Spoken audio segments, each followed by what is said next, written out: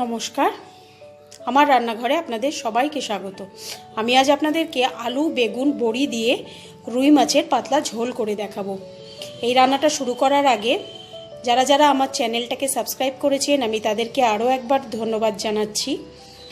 আর আমার এই রান্নাটা দেখুন, দেখে আপনাদের ভালো লাগলে আপনাদের বন্ধু বান্ধব আত্মীয় স্বজন সবার সাথে এটাকে শেয়ার করবেন।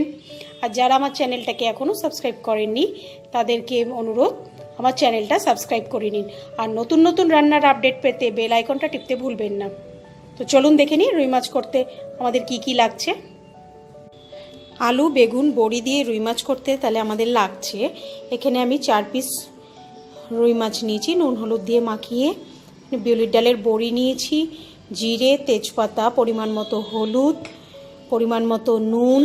আর আলু আর বেগুনটাকে আমি লম্বা লম্বা করে কেটে রেখেছি। এখানে কিছুটা ধনেপাতা কুচো করে রেখেছি আর কাঁচা লঙ্কা। এখানে আমি একটা মশলার পেস্ট তৈরি করে রেখেছি। এখানে টমেটো, একটু জিরে গুঁড়ো, 2টো লঙ্কা আর আপনার হচ্ছে একটু আদা একসাথে পেস্ট করে রেখেছি। তো চলুন দেখে নিই রান্নাটা।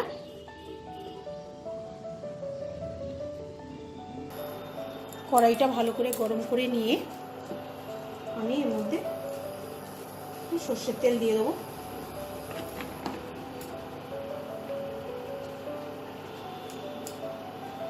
তেলটা গরম হলে মাছটা ভাজবো। তেলটা গরম হয়ে গেছে,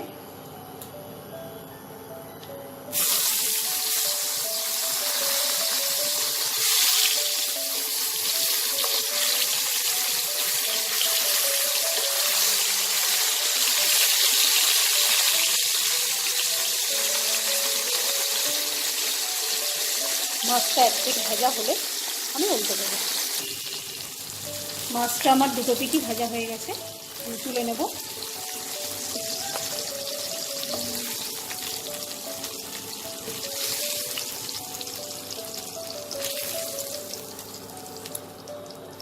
এবার আমি এ তেলে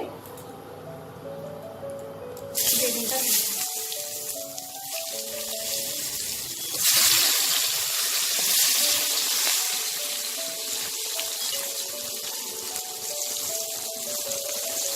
অল্প একটু হলুদ গুঁড়ো আর অল্প নুন দিয়ে আমি বেগুনটা দিয়ে দেবো।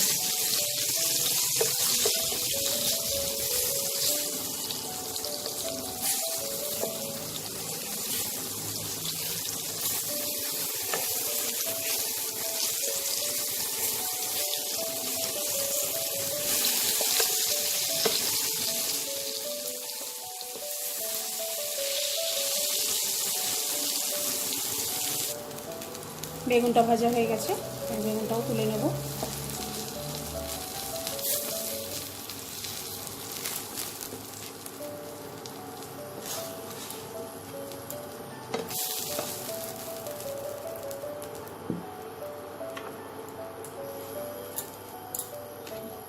কড়াইতে তেল দেবো।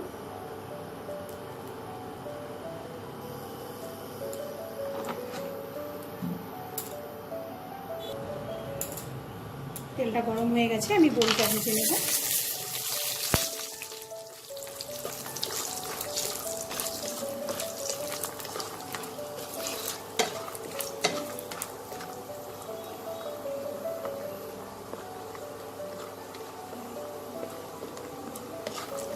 বড়িটা লাল করে ভাজবো।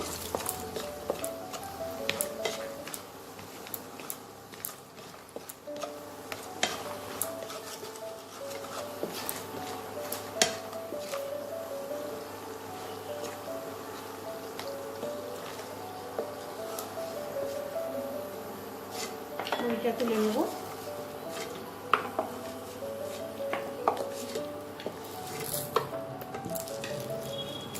এবার এই তেলে ফোড়নটা দিয়ে দেবো, সাদা জিরে আর তেজপাতা।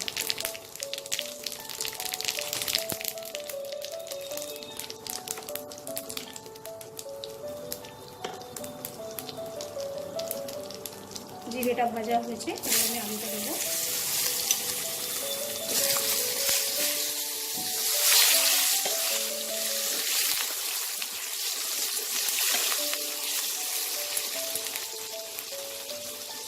আলুটা একটু লাল করে ভাজবো। আলুটাও আমার ভাজা হয়ে গেছে। এবার আমি মিক্সিতে পেস্ট করে রাখা মশলাটা দিয়ে দেবো।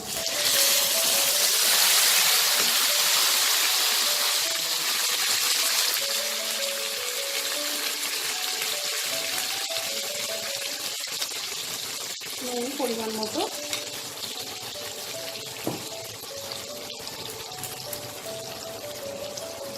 হলুদ গুঁড়ো,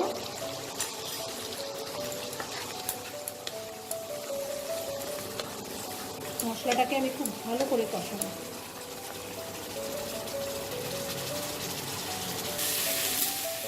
দেখুন আমার মশলাটা কষানো হয়ে গেছে, মশলাটা থেকে তেল বেরোচ্ছে।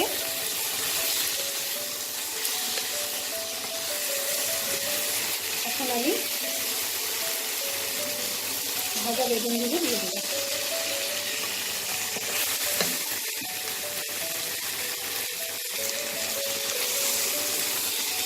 বেগুনটা দিয়ে খুব আস্তে করে নাড়াবেন, তাহলে বেগুনগুলো ভেঙে যাবে।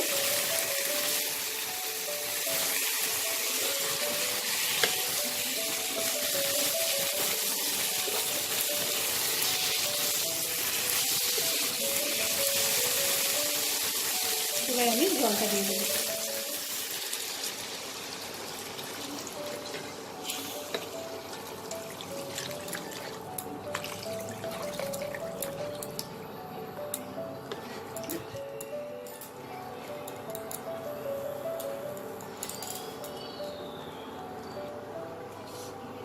ঝোলটা আমাদের ফুটে গেছে। এবার আমি এতে ভাজা বড়িগুলো দিয়ে দেবো।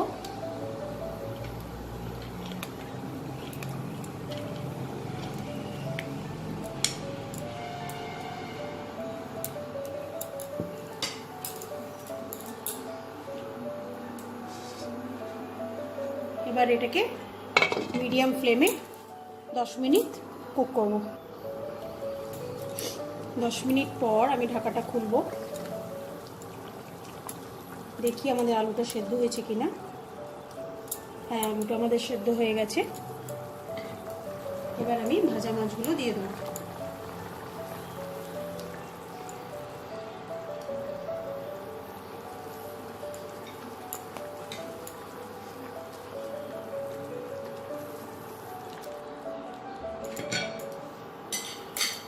ধনে পাতা আর কাঁচা লঙ্কাটাও দিই।